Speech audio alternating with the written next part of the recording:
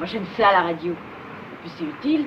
C'est comme appel taxi. Ça nous fait travailler, C'est un dur métier pour une femme. Et même un peu dangereux, qu'on dit. Mais moi, j'aime ça. Cléo from 5 to 7 is a 1962 French new wave film directed by Agnes Varda. The film shows 90 minutes in the life of young singer Cléo as she goes about her day while nervously awaiting the results of a medical test that could confirm cancer. The film opens as Cléo visits a medium. Chapter 1.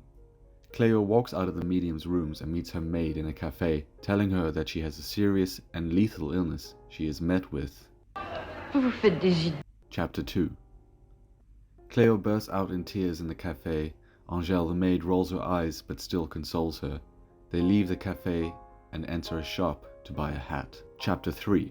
After idly and frivolously trying on many hats, Cléo ends up buying the first hat she noticed in the shop window.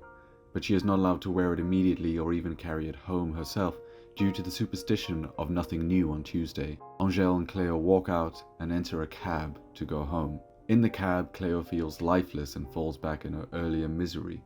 She is catcalled by a couple of men in another car driving by. The cab driver turns on the radio and one of Cléo's songs is playing, to which she protests because the recording quality is very poor. Chapter 4. The cab stops due to art students blocking the road, which amuses Angèle. They continue on their way home. Once they enter Cléo's home, they dress down and Cléo stretches herself out by hanging in an attempt to feel better. Afterwards, she relaxes into her bed. Chapter 5. Cléo's suitor drops by for a kiss and they shortly speak on their relationship and her health. He leaves again. Cléo's hat is delivered. Cléo and Angèle have a conversation about her dissatisfaction with her relationship, and she tells her that she is meant to phone the doctor this evening for her test results. Chapter 6. Cléo's musician Bob and songwriter Maurice drop by to rehearse. They play a prank on Cléo to cheer her up and out of bed, but it merely irritates her. Bob continues to fool around and they go through some new material. Chapter 7. Cléo becomes angry at Bob for putting down her talent by giving directions. Cléo then sings a new song, a sad love song, and is disturbed and unnerved by the despair within it. She fights with Bob, changes clothes, and storms off out of the house wearing her new hat, ignoring Angèle's superstitious warning about it. Chapter 8. Cléo walks into the cafe, puts a coin into the jukebox, and plays one of her songs. However, no one reacts to this, which forces Cléo to leave the cafe and take a walk around the city. Chapter 9. Cléo goes into a sculpting studio to visit her old friend Dorothée, who is posing in the nude for sculptors. Dorothée picks up a package on behalf of a friend who is working at a cinema. On the way, Cléo tells Dorothée that she is waiting for a test result and is afraid of being terminally ill. Chapter 10. At the cinema, they watch a silent comedy film from the projection booth, starring both Jean-Luc Godard and Anna Karina. Chapter 11. Leaving the cinema, Cléo accidentally breaks a mirror, which she claims is a bad omen. Together with Dorothée, she passes the cafe, learning that a man was killed there.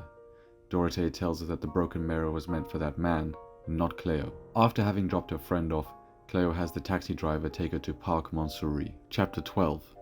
In the park, Antoine, a soldier on leave from the Algerian War, addresses Cléo and tells her that today is the longest day of the year. Cléo tells him that her real name is Florence and that she's afraid of her illness, while the sensitive Antoine reflects on the senselessness of the war. Chapter 13. Antoine asks Cléo to accompany him to the train station in exchange for accompanying her to the hospital to get her test results.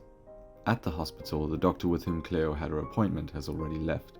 Outside, the doctor rolls by in his car and tells Cléo that her condition is not too serious and that she will recover soon. Cléo says that her fear seems to be gone and she seems happy.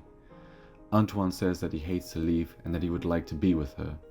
She tells him that he is with her at this moment. They smile at each other.